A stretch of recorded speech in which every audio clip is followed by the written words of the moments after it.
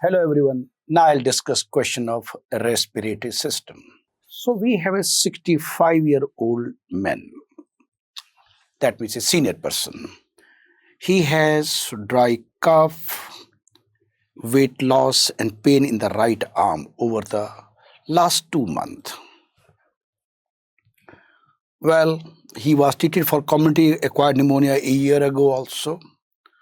And other than he has diabetes, hypertension, and he has a 30-pack year smoking history, but quit smoking 5 years ago. Vital sign normal, physical examination is unremarkable. Chest imaging is shown below. Well, if you look into the chest imaging, you are definitely getting a mass in the right shoulder. Well, which of the following is most likely responsible for this patient's symptom? The answer to this question is superior pulmonary sulcus tumor. Well, if you can see in the imaging also, you can see a right superior pulmonary sulcus tumor, what we call as SPS, and commonly the used term is Pancoast tumor or SPS tumor, but Pancoast tumor is the most widely used term. Now, before I go to the discussion of all the options, let me tell you the basic concept about Pancoast tumor, so-called superior sulcus tumor. It is a malignant neoplasm. Smoking is the strongest risk factor, like in our case also. He had a very long and smoking history is there. It arises in the superior sulcus, as is shown in the imaging also. It is in the upper part. And what is superior sulcus we talk about? Is a groove formed by the subclavian vessels. And the site of origin is in the apex of the lung. It causes destructive lesion of the thoracic inlet, definitely, because it is arising in the upper part of the lungs. So it's going to have a thoracic inlet. Whatever all the, remember, it's a malignant tumor. It will extend, and whichever structure is coming in the thoracic inlet is going to compress, and accordingly it is going to cause a sign and symptom. Well, so now apical location, as I talking to you in the previous slide also, it allows extension local spread. It tend to go up. Now, when it is spreading, it involves the brachial plexus and cervical sympathetic chain, stellate ganglia. This is a very, very important point. Well, even brachial plexus, it involves the lower trunk.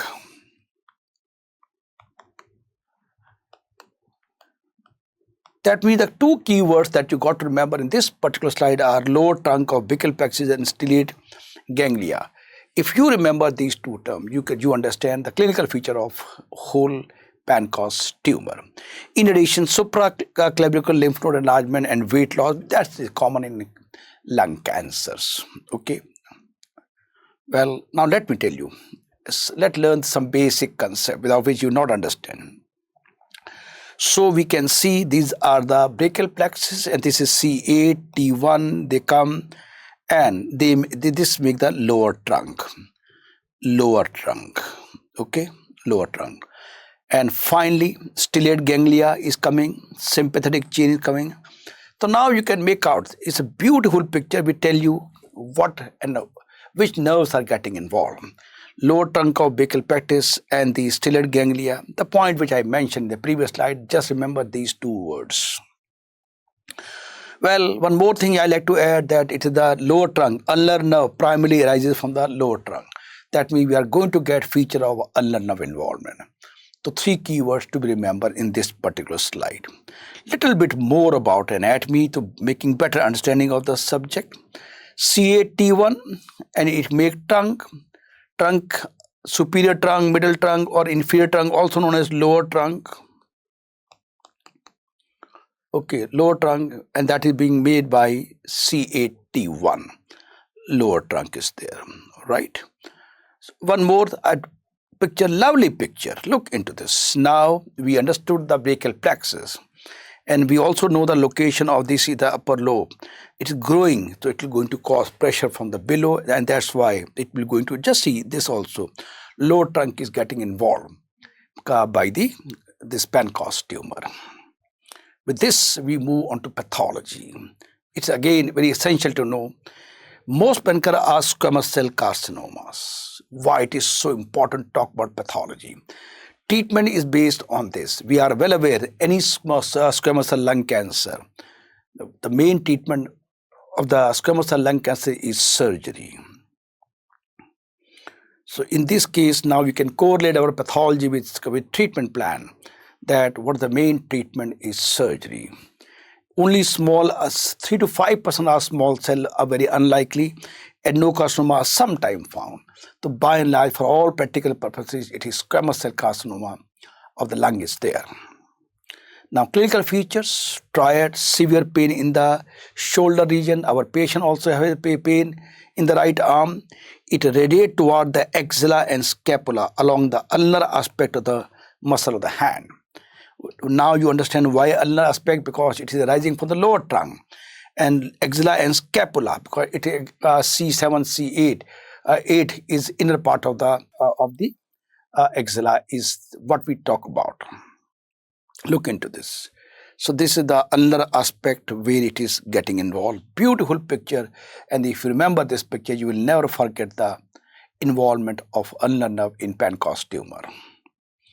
Now, the clinical presentation of pain in the right cervical or first and second thoracic nerve root. This is due to involvement of brachial plexus, lower trunk, C8T1. The point I mentioned to you, and I'll show you beautiful picture so that you can correlate with anatomy also. Second is atrophy of the hand and the arm muscle due to involvement of ulnar nerve. You can see typically, just see all these muscles are getting atrophied, beautifully visible. Horner syndrome, remember stellate ganglia was involved, which is a part of sympathetic chain. So that can lead to Horner syndrome, ptosis, meiosis, hemianhidosis, and ophthalmos. That means the eyes shrunken inward is an ophthalmos. The classical finding, but these are a very obvious finding seen very early. So you are getting meiosis and ptosis, then you are dealing with maybe a case of Horner syndrome. Look into this left eye. Okay, you can see this pupil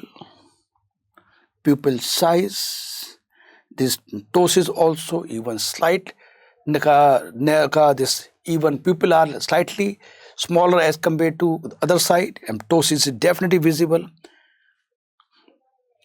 Well, as I talked to you, we talked about nerve involvement. We talked about sympathetic chain. Now they can lead to subclavian vessel compression. Remember, don't forget, they are arising from the superior sulcus, which is made by the subclavian vessels. So they are also getting, look into this, the vessels are also involved. So they can cause edema of the upper extremity. Okay. This is a better picture. Subclavian artery, subclavian vein, and the tumor will arise like this. It will involve the lower trunk, it will involve the artery, it will involve the vein. So brachial plexus, subclavian vein, and artery are the three things which are going to get, and this is the reason why they are going to have edema in the upper extremities on the involved site. Okay. Well, if investigation, chest X-ray, always the first investigation, then CT scan, you can see lovely picture, Pancoast tumor. Treatment is the final surgery, as I mentioned in the very beginning. So this was all the basic concept about Pancoast tumor. With this background, now we talk about other options. Option B is incorrect bronchial carcinoid. They are rare, not common. They usually occur centrally in the lung rather than in the lung apex, and so definitely location is altogether different. So, but remember, in our case, the involvement is apex. So this is unlikely. The tumor may present with cough, recurrent hemoptysis, and carcinoid syndrome is rare. Something very interestingly, this is a very, very important point you should know. Recurrent hemoptysis is a common finding that we can understand. But why recurrent hemoptysis? But why carcinoid features are not so? We are going to discuss just now. It is extremely rare to have a bronchial carcinoid tumor to have involved the brachial plexus and the cause arm. This is all because of location, because they are centrally located. So there is no question of involvement of lower tongue. But now I have a question for you. We know very well in bronchial carcinoid or any carcinoid tumor, to be more precise, serotonin level are increased, but they are not increased in carcinoid of small intestine, but it is increased in bronchial carcinoid. Very, very important question. So now question is, serotonin, so-called 5-HT, increase in bronchial carcinoid, but not in small intestine. And remember, it is usual site of disease is small intestine. Bronchial are usually a type of metastasis, usually.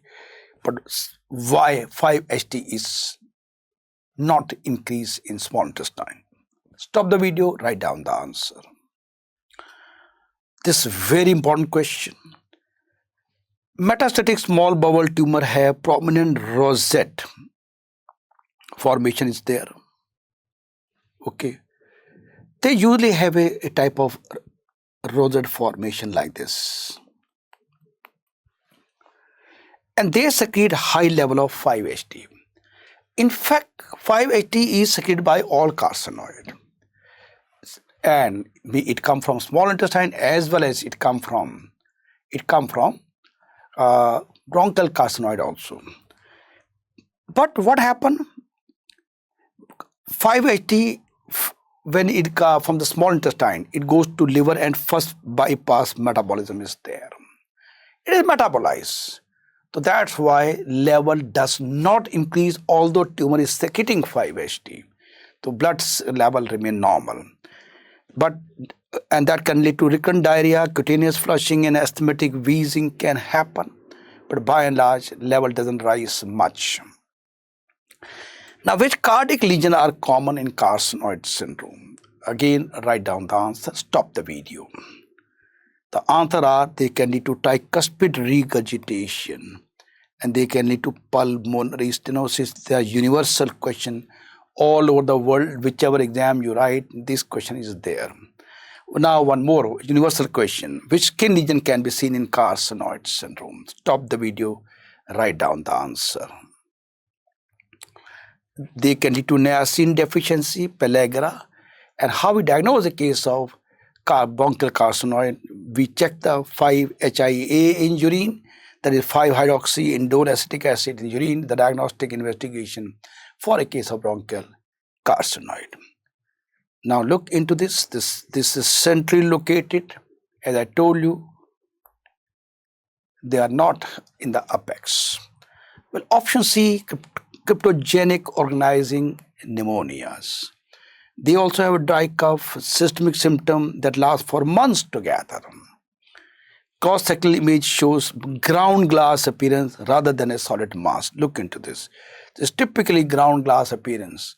And Penco's tumor is again not possible because in Penco's tumor it is apex. This is all ground glass appearances there. Lung abscess, thick wall cavity with the air fluid level on the chest imaging. Okay. And affected person may have cough, hemoptysis, fever, purulent sputum production.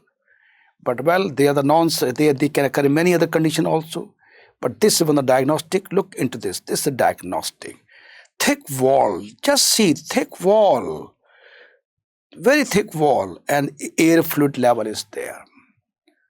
Look into this much better. You can see typical air fluid level is there. See the thickness of the wall. This is lung abscess. Now again a beautiful question for you. Stop the video, write down the answer. What is the most accurate way to diagnose lung abscess? Stop the video. Write down the answer in your copy. Well, how we diagnose the case of lung abscess? Chest X-ray is the best initial test. We can see a cavity with an air fluid level. I have shown you.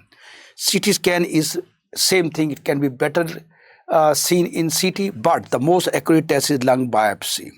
It can establish the specific microbiological etiology. Now, definitely there is a question in your mind, what about going for sputum culture? Not the correct, because reason being, everyone's sputum has anaerobic from the mouth flora. The commonest cause of lung abscess is anaerobic. So sputum culture is not the answer. Let's look into option E. Mesothelioma is a malignant neoplasm derived from the mesothelial lining of the thoracic cavity, especially the pleura, to be more precise. It has a very poor prognosis. The reason being is a very rapidly is a highly malignant.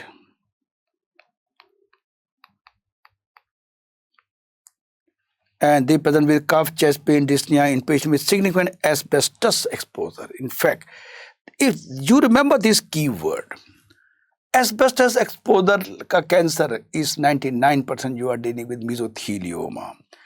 And typically has a pleural thickening with a fusion if you see the X-ray. Okay. So now you can see this is the typical thing. You are getting thickening of pleura, okay, with a fusion. Look into this, the CT, this is the classical chest X-ray, but definitely CT scan give you much better definition. Now, again, it's a question for you. Stop the video, write down the answer. Mesothelioma is an occupational disease. And I told you it is those who are exposed to asbestos that we discuss. But now my question is, which are the occupation where asbestos is involved? Stop the video, write down the answer. Well, shipbuilding, roofing or plumbing, they are the three professions where they involve. Asbestos is widely used. These are the people who are in dangerous of having mesothelioma. So they should be screened properly, periodically, to rule out any mesothelioma. Well, last minute revision point: Pancoast tumor, superior circus of the lung, squamous cell lung carcinoma, triad is severe pain in the shoulder region, atrophy of hand and arm muscle, Horner syndrome, and treatment is surgery.